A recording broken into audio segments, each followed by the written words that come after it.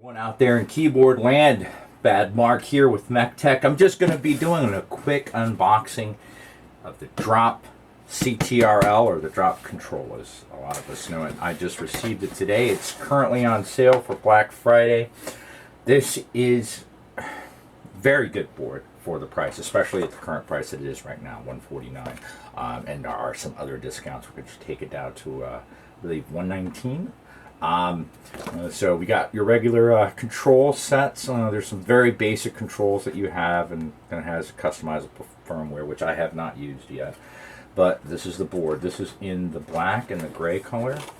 So let's go ahead and pull this puppy out. It is very well built. It is substantial in weight, but not too heavy. Nothing like the Mod 004. That beast almost weighs 5 pounds. This is aluminum sandwiched. Or acrylic, I should say, or plastic sandwich between two aluminum, the top plate and the bottom part of the case. So it's very well built. On the back, you can see it's the Drop Control, and it has some magnet spots right there for being able to attach the feet. What else do we have in the box here? Now, I do have to admit, I took the cable out earlier, which sat right here.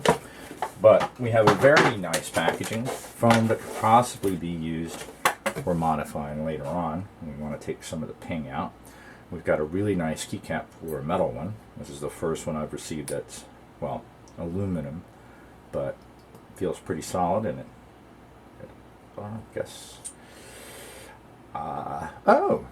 that there's a screwdriver there. That's actually, I guess, kind of neat.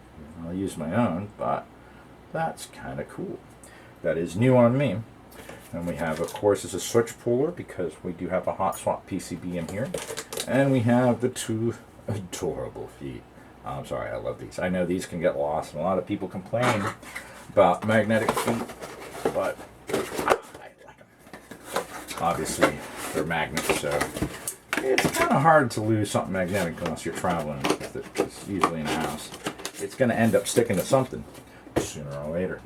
So yeah, so as you can see, this is kind of one of the biggest things I wanted to check out. I know I want to check out the board itself too, but I think that is cool. Now I do have a Royal Pludge that has something similar. They're not metal, they're plastic, but they have the magnets.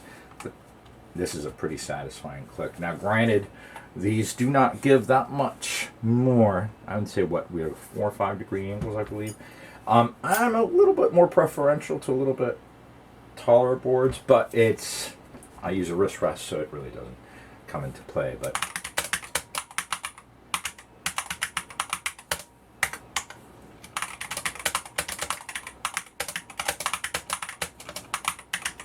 I don't know if you guys can hear that ping, but on this I did get the Halo clears.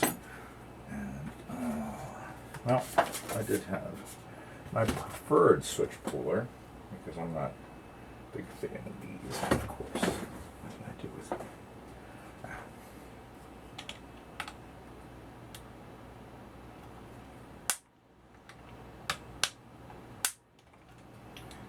Yeah, I'm not a big fan of these. I prefer the stick puller. But, of course, it doesn't want to come out. There we go.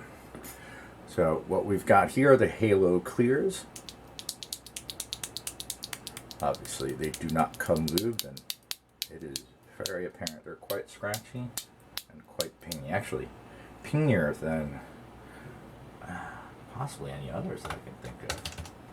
But so we will be opening this puppy up and lubing it. But again, as I said, this is just a quick unboxing. I also wanted to see the RGB, but it says another thing about this board. It has 2 USB-C ports. One question I want to answer once I actually get time and get into this: is it just 2 inputs, or can I actually, say, plug in a hub into one of these and actually, expand the USB?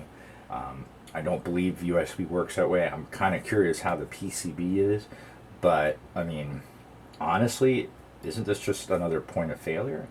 I'm not sure I'm convinced that this is a good idea.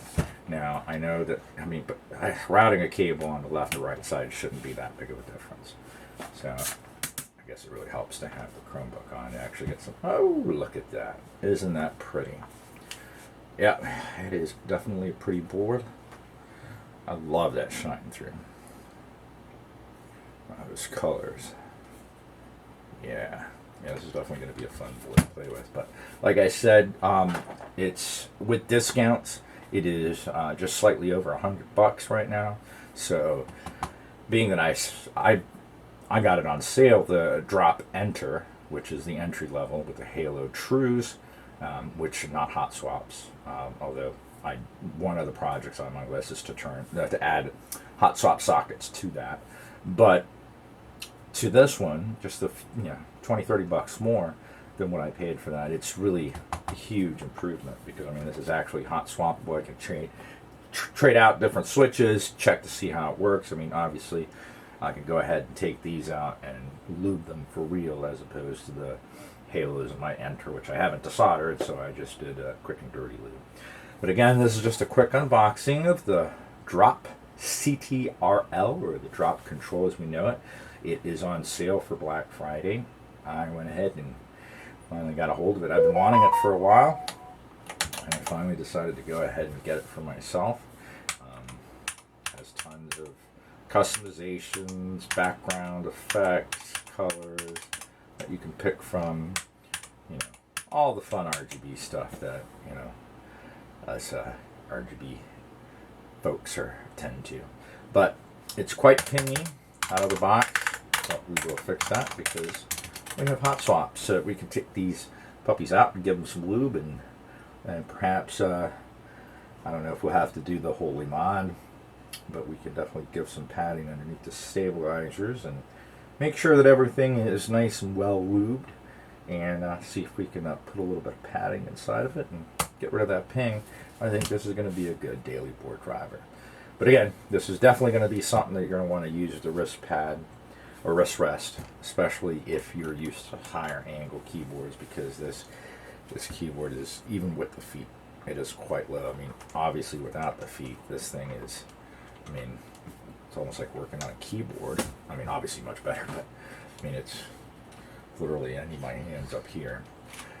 But with the feet, it's at a workable angle, and if you use a wrist rest, you should be fine. But that's just, I guess, my only concerns off the top of my head. Otherwise, this is a gorgeous keyboard. So once again, Bad Mark from MacTech, wishing everybody out there in keyboard land a happy weekend. Keep calm and keyboard on.